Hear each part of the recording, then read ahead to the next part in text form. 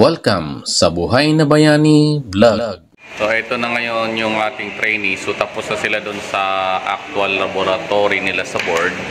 So bali dito naman sila sa basic house wiring natin. Ayan. So dito partner lang sila nagagawa. So ito sila, yung dalawa. Ayan. So ito yung pinakang service entrance natin. Ayan. So papasok yan dito sa loob. Ayun yung pinakang panel niya. Ayan siya. So, bali may isang kwarto tayo ito. And then may SPO. Ayun ang SPO natin. Then ito yung pinakang CR naman ito. Ito sa side ito. Ayan. So, ito yung CR niya. Ayan yung ilaw ng CR. Ito yung sa kwarto niya.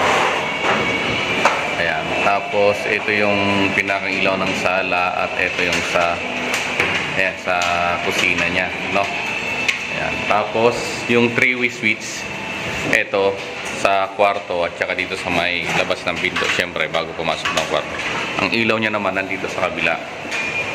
So, ayan, dito sa may bintana niya. So, ayan siya ang ilaw. So, nasa bintana siya.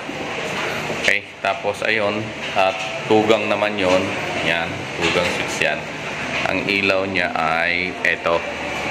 Ayan, tapos itong sa may main door niya sa pinto ba. So, ayan. So, yan ang wawiringan nila, no? So, bali partner yan. Okay. Tapos yung sa outlet natin, kung mapapansin nyo ito. Ayan, punta doon. Tapos, ito. Then, ayan. Tapos, papunta doon. Tapos, papunta dito sa kwarto naman. Ayan.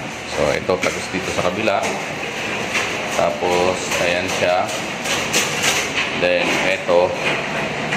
At ito yung pinakamuling convenience outlet niya. Ayan. So, yan ay gagawin nila. So, ang SPO, ito nga ulit, SPO. Ayan. So, syempre sa silig yan dadaan. Ayun. Ayan. Papunta dun sa panel natin. Ayan. Ayan siya. So, yan ang pinakang panel natin. So, dito, syempre, hiwala yung lighting, yung SPO, CO, and then yung main niya. Ayan. So, ayan ang wawiringan ng ating mga trainees sa ngayon. So, antay lang natin na matapos nilang wiringan ulit yan.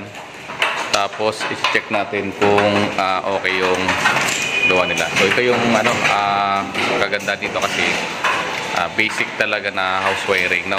So, actual nila nagagawin yan. Ayan. Okay, so antay lang natin na matapos nila yan.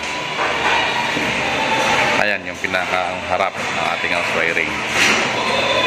Ayan sila.